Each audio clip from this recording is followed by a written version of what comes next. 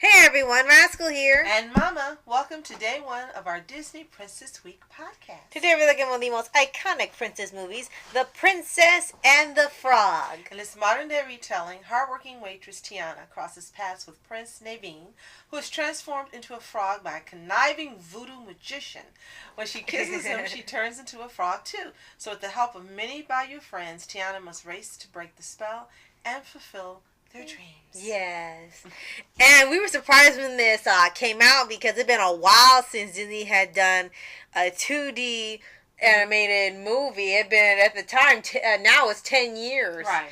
And they were like, oh my gosh. And that's part of why it was such a big success, because it had been such a long time we had seen a movie like this. Mm-hmm.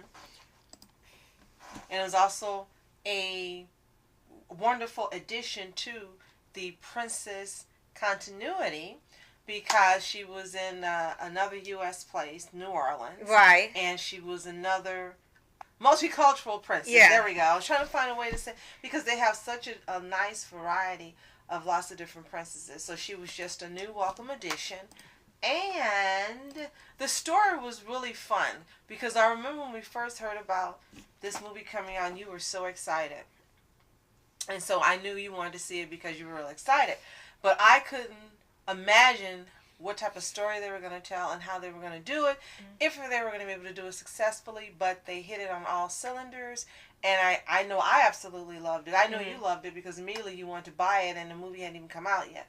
But I loved it and thought they did a great job, and it was another Disney success. Yes. In the princess family. Yes. And another great part about it is that, when the Disney movies first started doing the princess movies, they just pretty much stuck to the standard formula, but it didn't have so many dark moments in it. It was still very, very, very kid friendly. Right. And then as the years went on, they started to actually add new twists. Like it'll be a story, but there's some type of catch to it. Like if Rapunzel, there's the thief instead of the handsome prince, and they would have these type of twists, whether it was modern day or some type of Disney fun change to it that made it stand out from the fairy tale or other people's versions. Right, and then they had a star-studded cast, including Keith David. He's done a lot of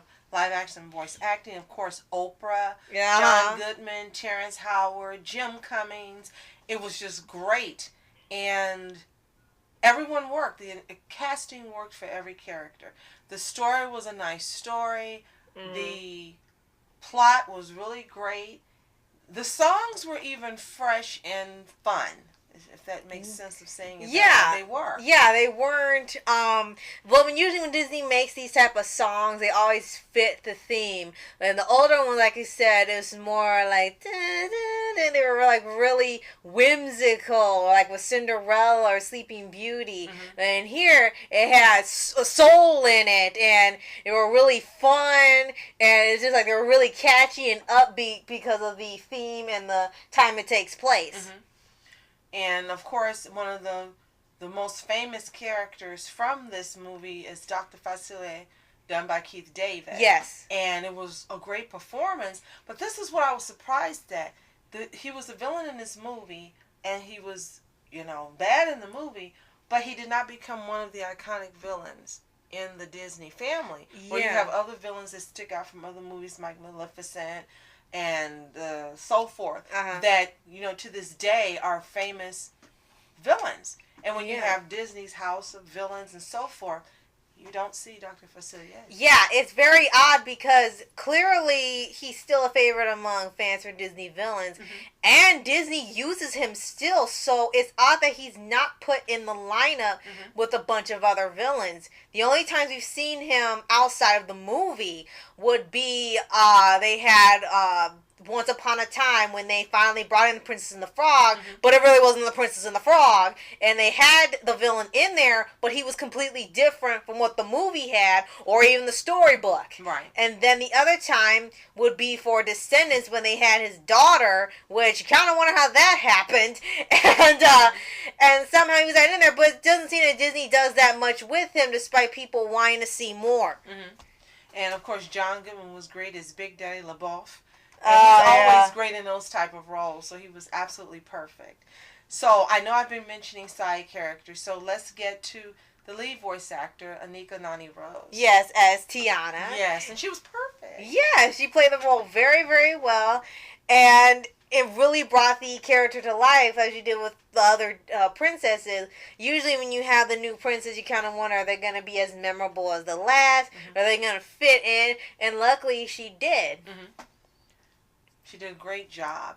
And you've known her for doing she's done Broadway, she's done theatrical movies, she's even done some voice acting, as we saw on Voltron. When we were surprised to see her. Yeah, she did a guest appearance. Right, yeah. So she's done a lot of acting, live action as well as voice acting.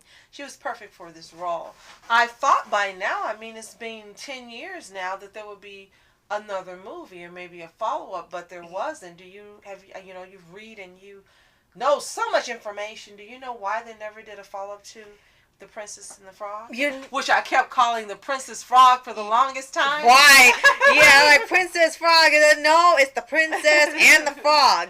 Yeah, despite her having, a legacy as a Disney princess, they've never really, and they've had positive reviews, so it's not like the movie didn't do well. It did well financially, commercially, and critic-wise, fan-wise. They got a couple Academy Awards. Yes. Yeah. So it's not that it didn't do well, it's just that maybe the story didn't have room for a sequel, which is odd because they've done other Disney movies that didn't need sequels. They had 3 Cinderella movies. They had 3 Little Mermaid movies. They've had 3 Aladdin movies. 2 Mulan. 2 Mulans, and the second one was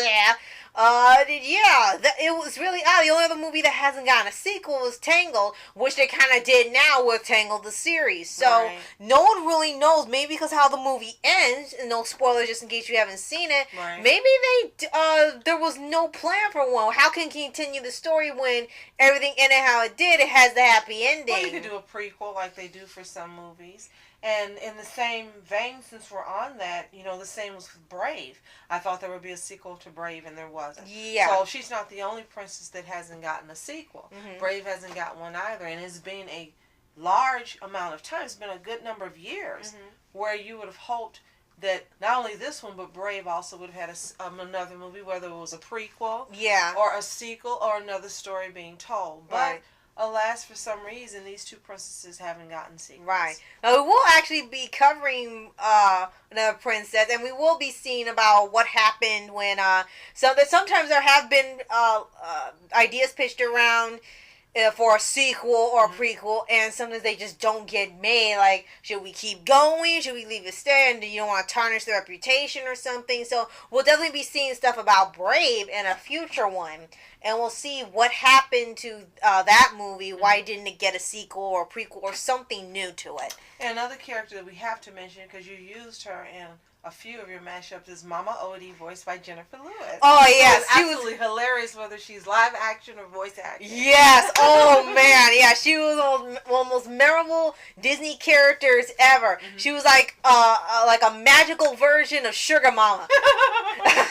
She was absolutely a blast, and people just love casting her in mashups.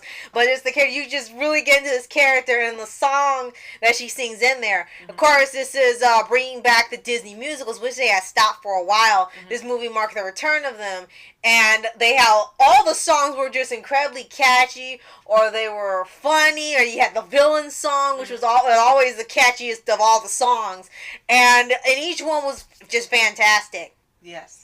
So Disney, since this movie was not only a critical success but a box office success, it cost $105 to produce, and it made over $271 million at the box office.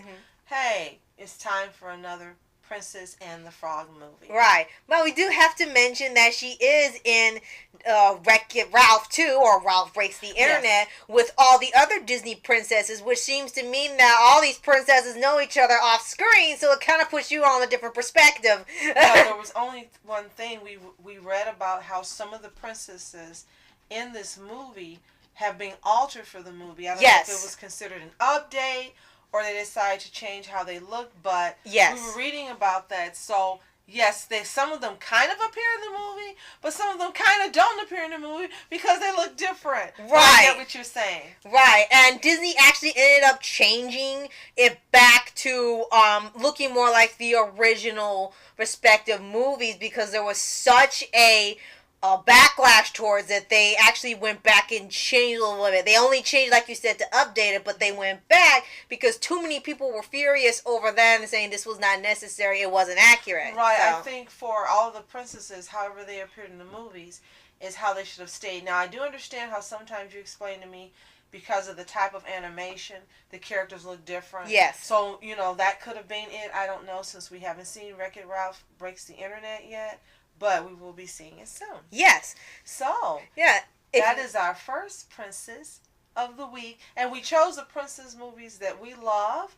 And also, we kind of tried to stay away for the purists here from Snow White and Cinderella, not because they're not princess stories that we love and princesses that we love and admire, but because they've been around so long, we thought we'd give shout outs to the newer princesses. Exactly. Just in case you were wondering. Right, exactly. So if you haven't seen The Princess and the Frog, we absolutely, positively recommend this for any Disney fan or any Disney princess fan. And if you have seen, which we know you have, tell us how you liked it in the comments below. And if you too are desiring a sequel to this movie. Yes.